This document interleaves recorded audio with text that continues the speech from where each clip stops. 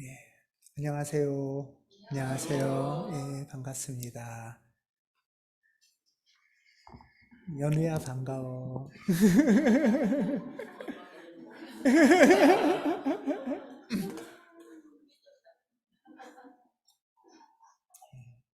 특별히 반가운 친구가 있습니다. 그러게요. 어, 오늘부터 11월까지가 이제 우리 교회력으로는 창조절이에요. 창조의 절기.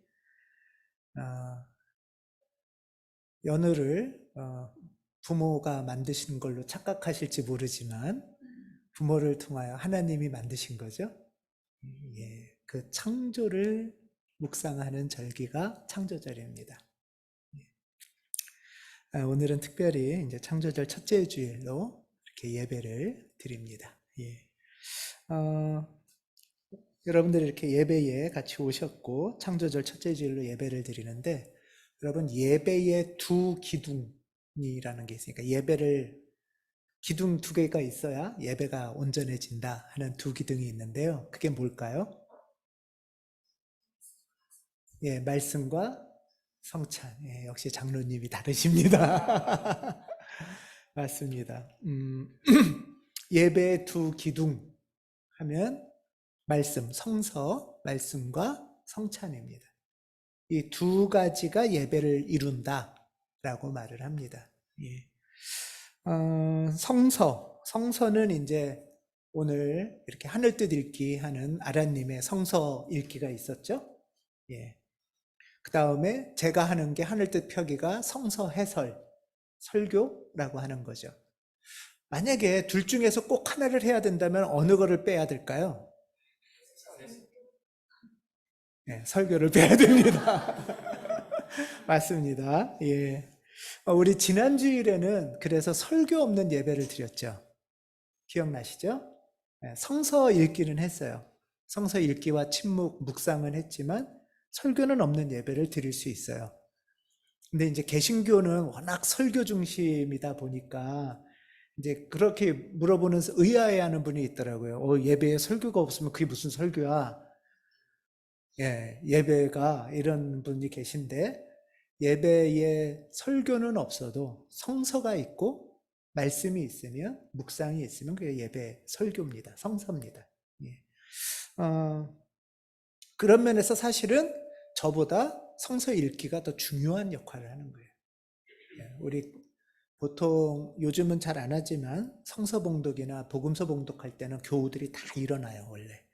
그리고 성경을 앞에 들고 이렇게 나오기도 하고, 이런 만큼 사실은 성서가 중요하고, 그런 면에서 성서 봉독은 아주 겸손하고 거룩하게 성서를 읽는 그런 예배의 중요한 순서입니다. 예. 오늘 아라님이 그거를 잘 해주셨습니다. 고맙습니다. 예. 박수도 치시나요? 예. 그리고 이제 성서와 함께 예배를 이루는 또 하나의 중요한 기둥이 성찬입니다. 성찬. 방금 전에처럼 개신교는 특히 설교가 워낙 중요하다고 여기다 보니까 성찬은 뭐 안 해도 되는 거 이렇게 생각하기가 쉬운데 사실 개신교가 시작된 16세기서부터도 예배의 두 기둥은 성서와 성찬 이렇게 되어 있습니다. 예, 물론 성찬의 횟수는 교파나 교단 전통에 따라 좀 다르긴 합니다. 예를 들면 루터교회나 성공회 교회는 매주 성찬을 드리고 또 한 달에 한 번씩 이렇게 드리는 교회들도 있지만 그렇다고 해서 중요하지 않아서가 아닙니다. 이 두 기둥이 있습니다. 오늘은 창조절 첫째 주일로 이 성찬을 근데 우리가 좀 익숙하지 않잖아요. 그렇죠? 그래서 성찬이 무엇인지 배우고 묵상하는 그런 시간을 가지려고 합니다. 음, 우선 기독교에서 가장 중요한 가르침이 있는데요. 기독교는 이 세상의 모든 것을 연우를 포함해서 이 모든 것을 뭐라고 부르죠? 만들어진 존재, 피조물이라고 불러요. 이게 기독교에서 가장 중요한 가르침이라고 할 수 있어요. 피조. 피조가 무슨 뜻이죠? 네, 피조가 만들어진다. 이런 뜻이죠. 예, 만들어진다. 그러니까 피조는 만들어진 존재다. 이런 말이에요. 그럼 피조, 만들어진 존재가 있으면 만든 존재도 있겠죠. 만든 존재. 그래서 피조물, 만들어진 존재하고서 그것에 대해서 또 부르는 말이 만든 존재, 이거를 그냥 창조주 이렇게 번역을 보통 합니다. 그래서 크리처, 만들어진 존재와 크리에이터, 만드는 주체가 있는 거죠. 예. 이게 이제 그리스도교의 신앙 고백이에요. 그리스도교는 우리는 자력갱생으로 태어난 게 아니에요. 사실 자기 능력으로 태어난 사람이 있어요, 여기서? 자기 혼자? 아무도 없잖아요. 예, 암만 똑똑하고 잘난 사람도 자기 혼자 이 세상에 태어날 수는 없어요. 우리는 만들어진 존재다. 라는 것이고, 그 만들어진 존재의 근원은 창조주라는 거예요. 그래서 성경은 이렇게 시작하죠. 성경 1장 1절. 맨 처음 시작이 어떻게 되죠? 태초에 하나님이 천지를 창조하셨다. 예. 그렇게 성경은 시작되는 거예요. 이 다른 거는 그 다음에 나가는 거죠. 창세기 1장 1절은 태초에 하나님이 천지를 창조하셨다. 천지라는 거는 온 세상 만물이란 뜻이에요. 그렇게 해서 이제 창세기 1장 1절부터 태초에 하나님이 천지를 창조하셨습니다 하고서 하나님이 뭐 빛도 만들고 밤도 만들고 하늘도 만들고 바다도 만들고 그리고 이렇게 풀과 식물, 나무, 동물, 새 그리고 사람을 만들었다. 이런 이야기가 있어요. 이런 이야기가 1장, 창세기 1장에 이제 쫙 나오고 그것을 마무리하는 내용이 2장 1절이에요. 다시 한번 하나님은 하늘과 땅과 그 가운데 있는 모든 것을 다 이루셨다.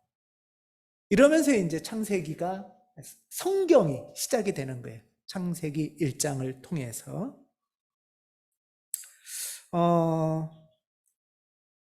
하나님이 세상을 만들었고 우리는 그 피조물이다 하는 말에는 많은 의미가 내포되어 있습니다. 예. 어떤 의미가 있을까요? 여러분들은 어떻게 다가오실지 모르겠어요. 모든 이 존재들이 하나님이 만드신 거다. 어떤 의미가 있을까? 대단하다는 거 아니에요? 하나님이 만들었대요. 하나님이.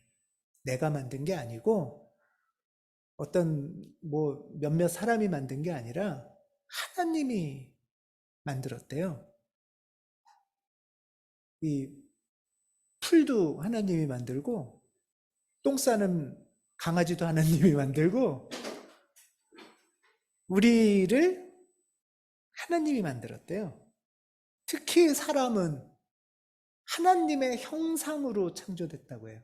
하나님의 이미지를 갖고서 만들어졌대요. 이 뜻은 우리 사람과 이 존재들은 엄청 존엄한 존재다. 이런 뜻이죠. 엄청 존엄한 존재다. 그러니까 하나님이 만드셨다는 거는 하나님 외에 누가 권리가 없다는 뜻이에요, 사실은. 그렇지 않아요? 누가 뭘 할 수 있는 권리가 없다는 뜻이에요.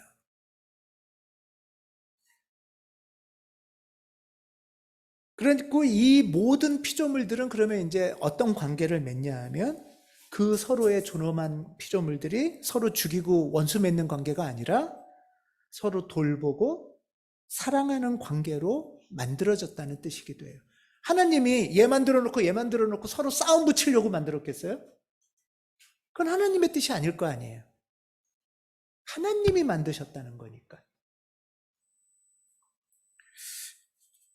예를 들면 창세기 2장에 보면 하나님이 사람을 만드신 후에 사람이 한 최초의 행위가 있어요. 그게 뭘까요? 퀴즈. 사람이 만들어진 다음에 사람을 어디서 무슨 일을 해요? 에덴 동산을 돌봤어요. 이게 사람이 하는 일인 거예요.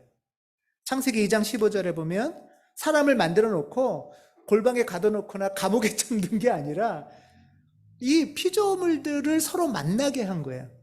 서로 만나게 하고 그리고 에덴 동산에 두시고 야, 이걸 또 잘 돌봐라, 맡아서. 이렇게 서로 피조물들끼리 관계를 맺게 하신 거예요. 여기서 맡아서 돌본다는 거는 원뜻은 어떤 거냐 하면 어그러진 게 있으면 고쳐주고 아픈 데가 있으면 치료해 준다는 뜻이에요. 영어로는 드레싱이에요. 가드닝 정도가 아니에요. 이게 최초의 피조물들의 관계인 거예요. 그리고 사람은 이런 돌보는 노동을 한 거예요. 이게 아담이 한 행위예요.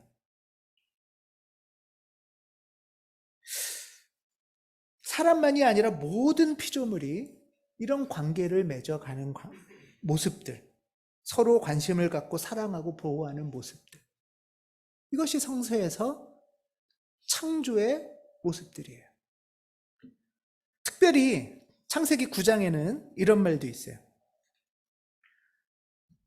너희와 함께 있는 살아 숨쉬는 모든 생물, 곧 너와 함께 방주에서 나온 새와 집짐승과 모든 들짐승에게도 내가 언약을 세운다. 이게 무슨 말이냐 하면 이거는 이제 노아 때 하나님이 예를 들면 죄로 인해서 홍수로 다 멸하게 하셨다 했잖아요. 그렇지만 다 멸한 걸로 끝난 게 아니라 다시 새롭게 창조를 하실 때 사람에게만이 아니라 하나님이 거기 있던 모든 생물, 새나 집짐승이나 들짐승과 하나님 사이에도 창조의 언약을 다시 맺는다는 거예요. 그러니까 사람하고 하나님하고만 관계가 있고 나머지는 전부 다 아무 관계가 없다는 게 아니라 그들의 존재들하고 하나님하고도 약속을 맺는다는 거예요. 그 약속은 뭐냐 하면 내가 너희들을 다시는 멸하지 않고 온전한 존재로 아름답게 살아가도록 이끌어 가겠다.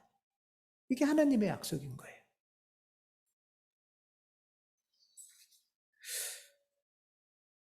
그러니까 우리가 짐승이나 새나 피조물들을 인간이 마구 대하는 것은 하나님의 언약을 깨부수는 행위가 되는 거죠.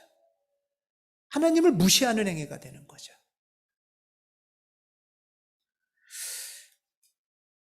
야, 사람이 남자와 여자가 하나님의 형상으로 창조됐대. 잘난 사람이나 못난 사람이나 부자나 가난한 사람이나 왕이나 노예나 그 당시엔 노예도 있고 막 그랬잖아요. 근데 그런 사람들도 하나님의 형상으로 만들어졌대. 이게 성서의 가르침인 거예요. 엄청난 존엄. 여러분 요즘 우리나라 21세기 대한민국에 지금 인간의 존엄과 품위를 발견하기 쉬운가요, 여러분? 지난 한 주간을 봐도 우리 안에 또 우리의 사회 속에 품이 있고 존엄하고 아름다운 관계의 사람을 봤다. 참 쉽지 않은 슬픈, 서로 무시하고 짓밟으려고 하고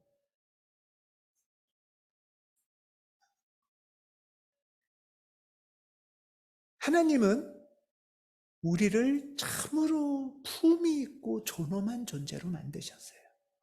그리고 사람이 피조물들을 만나고 대할 때 서로 소중하게 여기고 정중하게 대하고 기품 있는 관계로 이 우주 질서를 만들어 가도록 만드신 게 하나님이에요.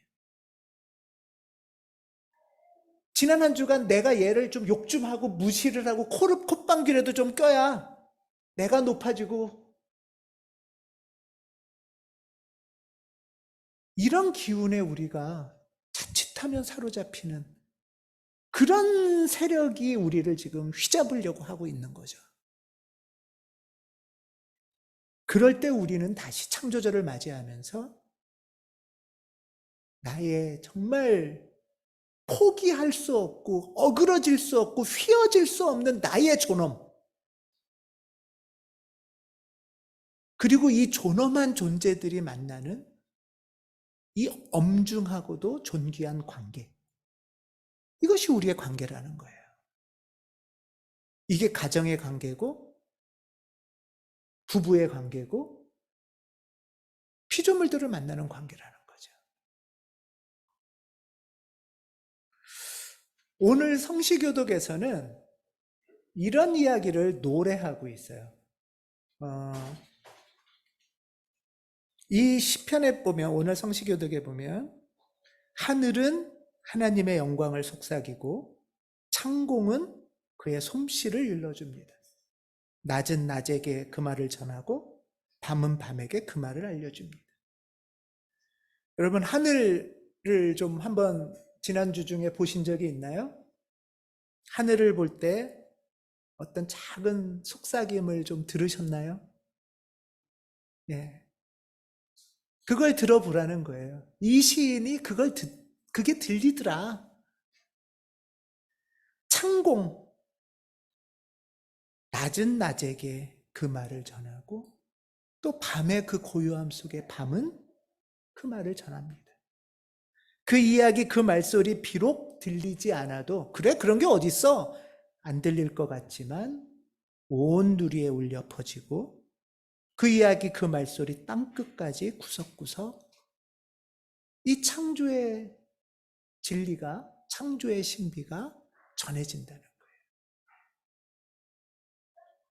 자꾸 연우한테 내가 눈길이 가는데 연우는 나한테 별로 이렇게 막 큰 소리로 나 좀 봐요 이렇게 외치지 않지만, 어이구, 아이 외쳤네 이제.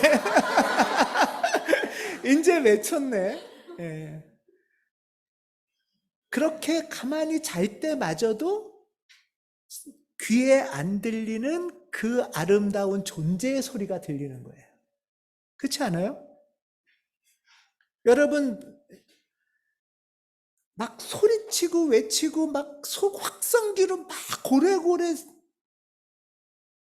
아기다툼을 해야지만이 진리가 들리는 게 아니에요.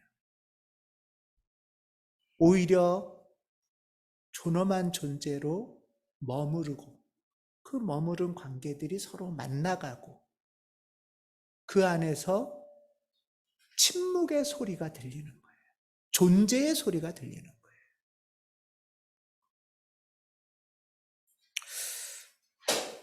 루터는 자연을 제2의 성경이라고 불렀어요.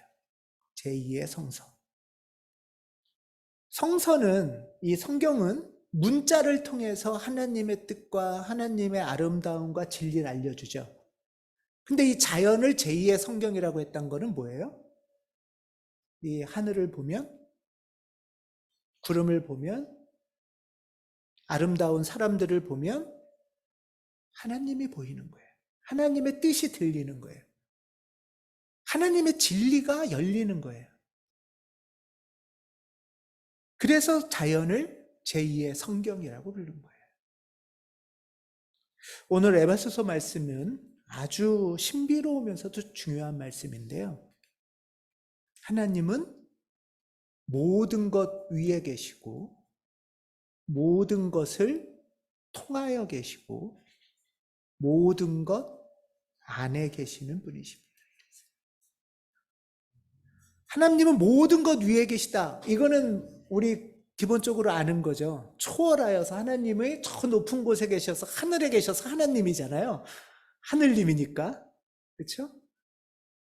근데 그렇게 거룩하고 높고 초월적인 전능하신 저 모든 것 위에 계신 하나님이 또 어디에 계시다고요? 모든 만물을 관통하며 계시다는 거예요. 모든 피조물들 사이에 관통하며 운행하신다는 거예요. 그리고 모든 사물, 만물 안에 거하신다는 거예요. 이게 참 엄청난 신비 아니에요?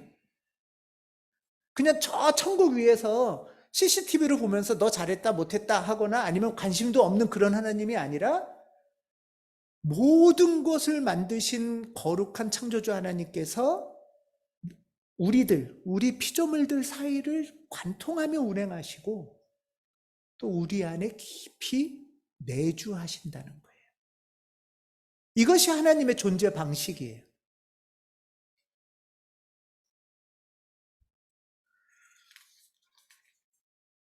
모든 것 안에 계신 하나님, 이 하늘 위에 계신 하나님이 내 안으로 들어오시는 하나님. 이 신앙을 뭐라고 부르냐 하면 성육신 신앙이라고 해요. 성육신 신앙이라는 게 뭐냐 하면 육신, 거룩할 성자가 아니라 이룰 성자죠. 육신이 됐다는 뜻이에요. 뭐가? 하나님이. 저 위에 계신 하나님이 피와 살이 돼서 이 세상에 살아 계신다는 뜻이에요. 그 첫 번째 분이 누구죠? 예수죠. 그 첫 문을, 성육신의 첫 문을 열어주신 분이 예수예요. 근데 거기서 멈추는 게 아니라 예수는 우리의 예표세요. 그 문을 통하여 우리도 하나님이 우리 안에 계실 수 있고 우리를 통하여 계시고 하나님이 우리를 통하여 드러내실 수 있는 거예요. 그래서 성육신 신앙은 예수 그리스도로 끝나는 게 아니라 예수 그리스도는 왜 예수 그리스도냐 하면 이 문을 여신 분이기 때문에 예수 그리스도고 예수가 길이라고 했잖아요. 나를 통하여 하나님이 계시고 내 안에 계시면서 하나님이 나를 온전히 감싸시는 거예요. 예수를 보면 하나님이 보인다. 이게 성육신 신앙이죠. 그런데 더 자세히 또 보면 나를 보면 여러분을 보면 하나님이 보이는 거죠. 자연을 보면 하나님의 소리가 들리는 거죠. 이것이 성육신 신앙의 신비입니다. 성찬례는 바로 이 성육신 사건을 기억하고 감사하고 오늘에 재현하는 거예요. 이게 성찬 예식이에요. 성찬, 이것도 한자인데요. 성찬 하면 거룩한 먹거리 이런 뜻입니다. 거룩한 먹거리. 뭐 먹죠? 네, 빵하고 포도주를 먹죠. 예. 빵하고 포도주. 이 잔 속에 포도주가 있습니다. 예. 빵하고 포도주를 일반적으로 성찬례에서 먹어요. 먹을 게 없으면 성찬례가 아니에요. 빵하고 포도주가 없으면 성찬례가 아니죠. 물론 포도주가 아닌 경우는 있어요. 뭔지 아시는 분, 포도주 말고. 포도주스 전에 맥주예요, 맥주. 북부 유럽이나 북부 독일이나 날씨 추운 데는 포도 농사가 안 되죠. 포도 농사가 안 되니까 성찬을 그러면 어떻게 하겠어요? 수입을 매주 막 할 수도 없잖아요. 그래서 맥주로 성찬을 해요. 맥주. 갑자기 막 꿀꺽꿀꺽 하나요? 예. 맥주 중에 이 트라피스트 비어라는 게 있어요. 수도원 맥주 또는 캔에 보면 수도사가 그려져 있는 그 1600 아주 오래전부터 있는, 그래서 수도원에서는 포도주를 담듯이 맥주 양조를 했어요. 예, 유럽에서는. 그래서 성찬으로 맥주로도 썼고요. 근데 이제 오른쪽 거는 또 뭐냐 하면, 근데 미국 이제 목사님들 중에는 미국 교회에서는 금주에 대한 강렬한 열망이 있어요. 술을 안 먹는 게 좋은 거 아니야? 이게 강렬한 열망이 있어서 포도주로 성찬을 하는 게 막 걸린 거예요. 그래서 한 목사님이 포도 주스를 개발했어요. 포도 주스 만드는 게 그렇게 어렵대요. 왜냐하면 가만두면 포도주가 된대요, 발효해서. 예, 그러니까 그러니까 대단한 기술이었던 거예요, 포도 주스를 만드는 게. 그거를 만든 목사님 이름이 웰치스예요. 그래서 그 목사님이 주스를 만들고 그걸 어떻게 팔기 시작한 게 오늘날 웰치스 포도주스예요. 그러니까 웰치스는 원래 성찬용이에요. 예. 자, 맥주도 있고, 웰치스 주스도 있고, 포도주도 있고, 아무튼 이렇게 뭐와 뭐로 구성되어 있죠? 성찬식은 빵과 마실 거. 마실 거죠. 빵과 마실 거로 구성되어 있어요. 우리로 치면은 뭘까요? 뭐 떡과 막걸리일 수도 있고, 사실은 조금 더 진짜는 밥과 국이에요. 밥과 국. 사실 떡과 막걸리는 우리도 특별할 때 먹잖아요. 1년에 몇 번이나 먹겠어요. 빵과 포도주라는 원래의 뜻은 우리로 치면 밥과 국이에요. 빵 밥처럼 먹잖아요. 근데 목이 메니까 국을 먹는 거거든요. 자, 근데 여러분 생각해 보세요. 이 밥과 국, 떡과 막걸리 안에도 하나님이 계시다는 게 믿어지시나요?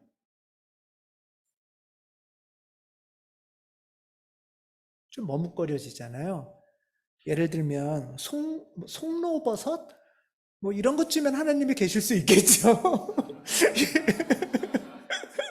예? 뭐 산삼 뭐 이런 것쯤이면 모르겠는데 먹다 남는 그런 밥과 국에 하나님이 임하신다? 근데 그 밥을 만든 쌀과 국을 만든 나물 안에 하나님이 거하시고 그것이 하나님의 피조물이라는 걸 우린 고백하는 거잖아요. 그렇죠? 그것을 하나님이 만드셨고 그 안에도 하나님이 거하시고 그것으로 이루어진 그것을 노동을 통해서 만든 밥과 국 안에도 성령이 임하실 수 있다는 것을 우리가 기억하는 게 성찬례예요. 이게 성찬의 신비죠. 이게 성찬의 신비인 거예요. 여러분 사실은 밥과 국가 아니라 나만 볼게요.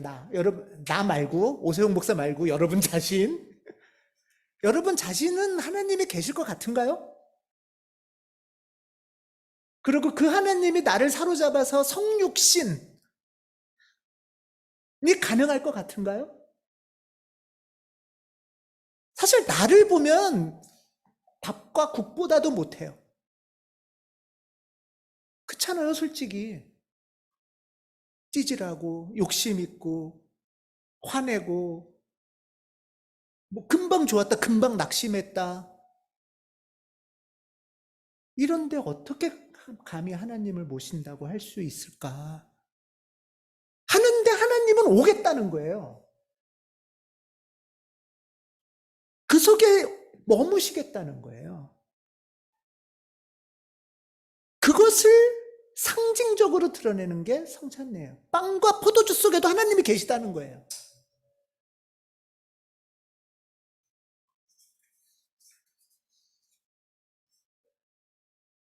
그런 면에서 성찬례는 말도 안 되는 일인 거예요. 여러분 우리가 먹는 빵과 포도주를 성령이 임하시길 기도한다고 성령이 임하신다고 믿어지시나요? 근데 그게 창조의 뜻이고 가르침인 거예요. 내가 무슨 하나님이 내 안에 어디 있고 뭐 내가 무슨 하나님을 이루어서 내가 하나님의 형상 그게 되겠어요? 근데 그 일을 하시겠다는 거예요. 하나님은 하시고 있다는 거예요. 그게 바로 창세기 1장 1절 태초에 하나님이 만물을 창조하셨다라는 뜻이에요.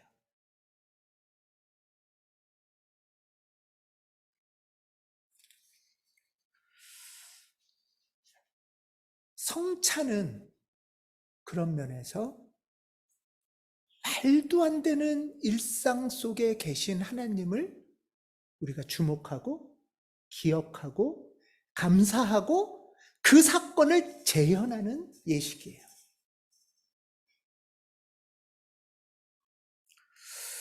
어, 성찬 예식은 예배에 두 기둥이 있다고 그랬죠. 하나는 말씀, 성서, 하나는 성찬. 근데 성서는 여러분 설교 듣고 성서 부분이 더 예배 참여가 좋아요? 성찬이 더 예배 참여가 좋아요?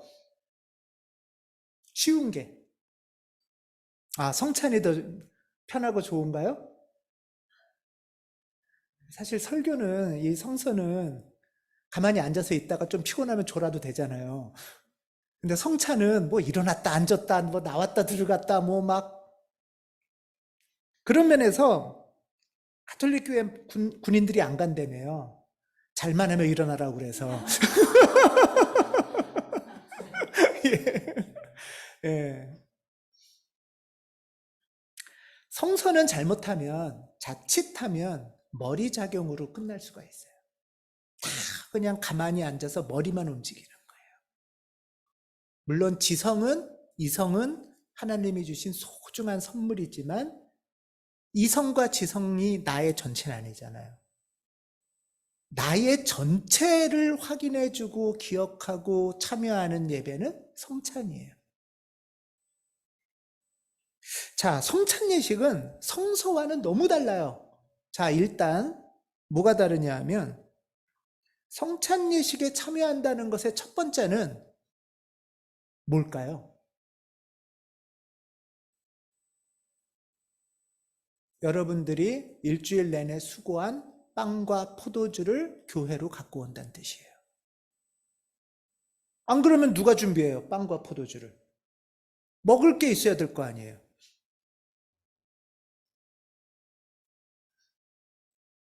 여러분들은 빵과 포도주 대신에 뭘 갖고 온 거예요? 돈을 갖고 왔죠. 엄청난 일 아니에요? 흔히 오해하는 것 중에 이제 우리 교회는 안 그러는데 설교 끝나고 이렇게 헌금함을 돌려요. 그러면 마음에 설교 값이다 이러면서 낼 수 있어요. 옛날에 그런 농담 같은 말들이 많이 있었어요. 그래서 은혜 많이 받으면 많이 내고 오늘은 별로야. 그러면 안 내고. 근데 사실은 헌금은 설교값이 성서의 영역이 아니라 성찬의 영역이에요. 요즘은 화폐가 흔하니까 돈을 대신하지만 일주일 내내 수고한 노동의 결실을 갖고 오는 거예요. 노동의 결실 얼마나 소중한 거예요. 일주일 내내 힘들게 일해서 겨우 얻은 거, 나 먹기도 부족하잖아요, 사실. 나 쓰기도 모자른 돈이에요. 근데 무슨 배짱으로 갖고 와요? 은혜 받아서 주는 게 아니라 빵과 포도주, 돈을 갖고 온다는 거는 내가 하나님의 은혜를 이미 감사하고 내가 하나님에게 나아오는 엄청난 신앙의 행위인 거예요. 그게 헌금이고 빵과 포도주를 가지고 나오는 거예요.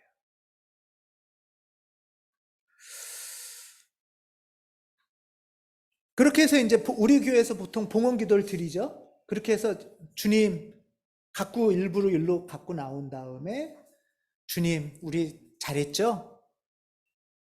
애쓴 마음을 드리는 거예요. 드리고 싶어요. 하는 게 봉헌 기도죠. 그리고 나서 우리 교회는 마음을 드높이를 합니다. 마음을 드높이라는 기도문은 1500년 전 기도문이에요.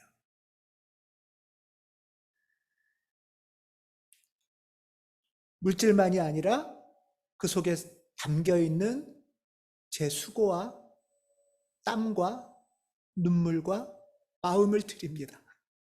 이런 거예요.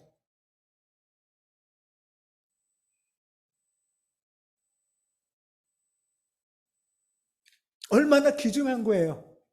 노동은 사실 직장 생활 8시간 하면은 내 수명 8시간이에요. 내 수명의 값이에요. 생명의 값이에요. 이거는 함부로 할 수가 없는 거죠.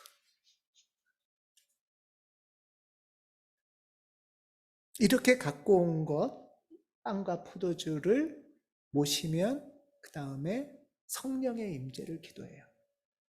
사실 그 안에 이미 하나님이 계시죠. 하나님을 우리가 거기 계신 하나님을 기억하는 거예요. 여기까지 그 빵과 포도주가 이 자리에 오기까지 애쓴 그 속에 계신 하나님을 기억하는 거예요.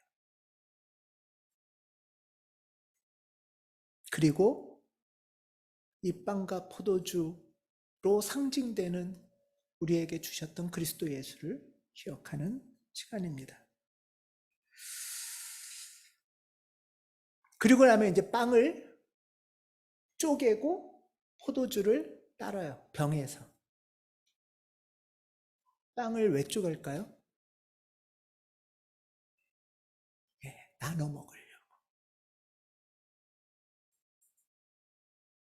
빵을 쪼개고 포도주를 병에서 따른다는 거는 나만의 울타리를 깨는 거예요.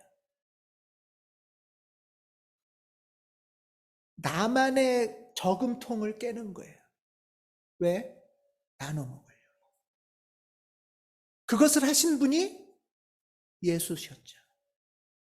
예수가 자기 몸을 깨서 살을 나누고 피를 흘리셨죠.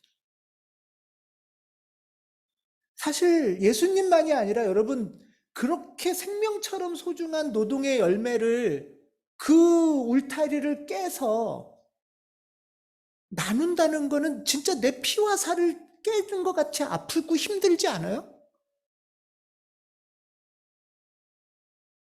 자본주의 시대에 아주 극심한 탐욕의 시대에도 우리는 여전히 이 울타리를 넘어서 보자고 나를 깨는 거예요.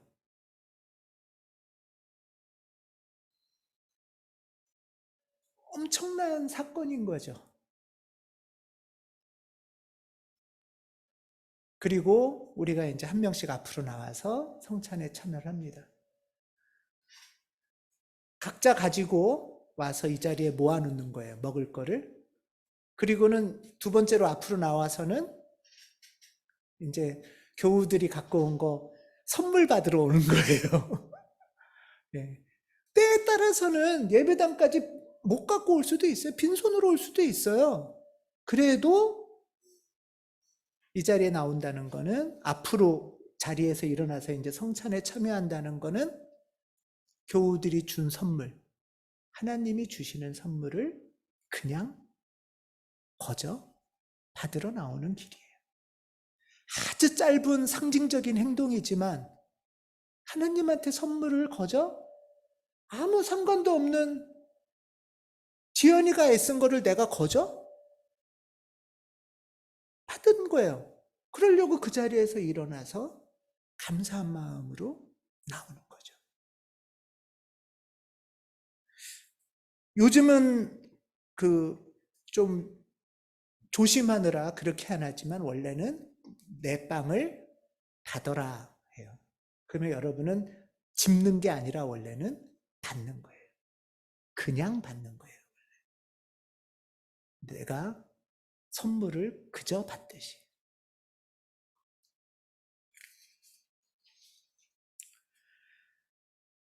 이 빵과 포도주를 거저 얻어 먹는 것은 교우들의 수고고 하나님의 수고. 그래서 그 덕분에 내가 또 한 주를 살아갈 수 있습니다 하는 마음인 거죠.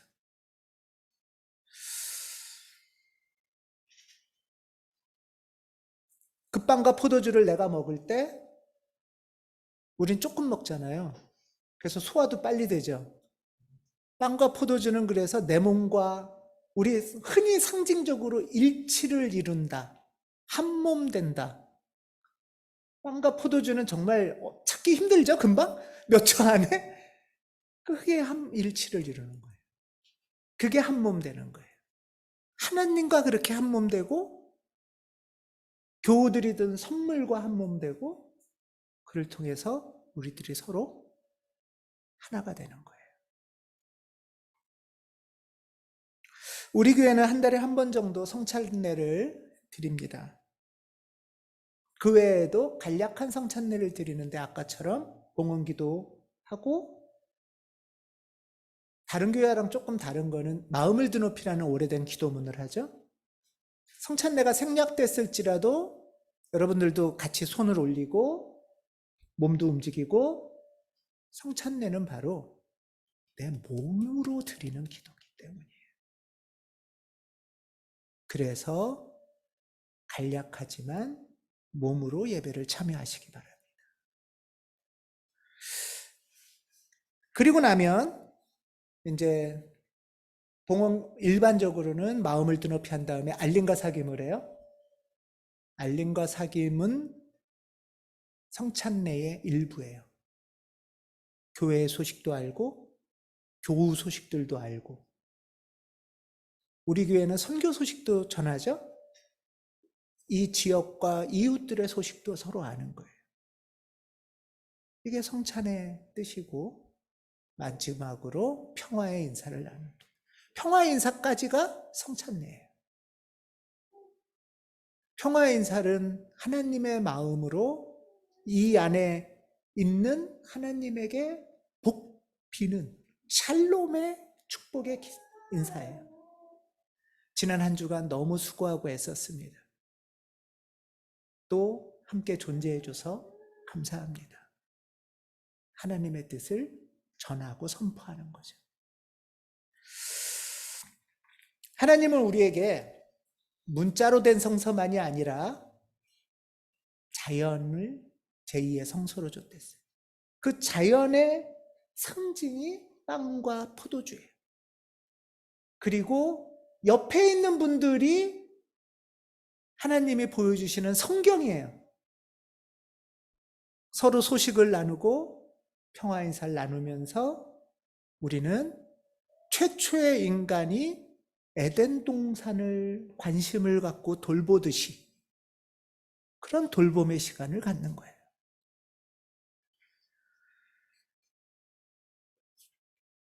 작고 보잘것없는 부서진 빵 조각, 이 포도주 안에도 하나님이 계시다는 것, 그것을 기억하고 감사하는 것이 성찬례입니다. 그 떡과 포도주가 내 몸에 들어와서 나를 거룩하게 하시고 하나님이 사람으로 성육 되시는 과정이 성찬례입니다. 이 성찬례가 바로 초대교회부터 그리스도인들이 행하던 예배입니다. 사도행전에 보면 그들은 사도들의 가르침을 성실히 따라 서로 사귀는 일과 빵을 떼는 일과 기도에 힘썼다. 사귀는 일과 빵을 떼는 일과 기도가 바로 성찬의 예식입니다. 우리 모두 주님이 베푸시는 은총의 예배에 참여하시기 바랍니다. 기도하겠습니다.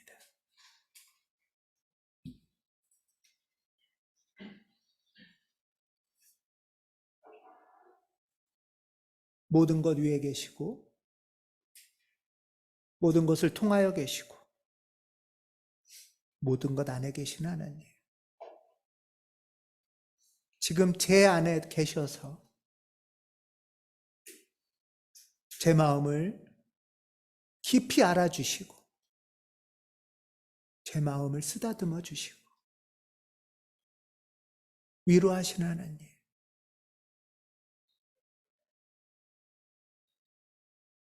사람만이 아니라 이 땅에 있는 만물을 만드시고 당신의 질서로 운행하시는 하나님,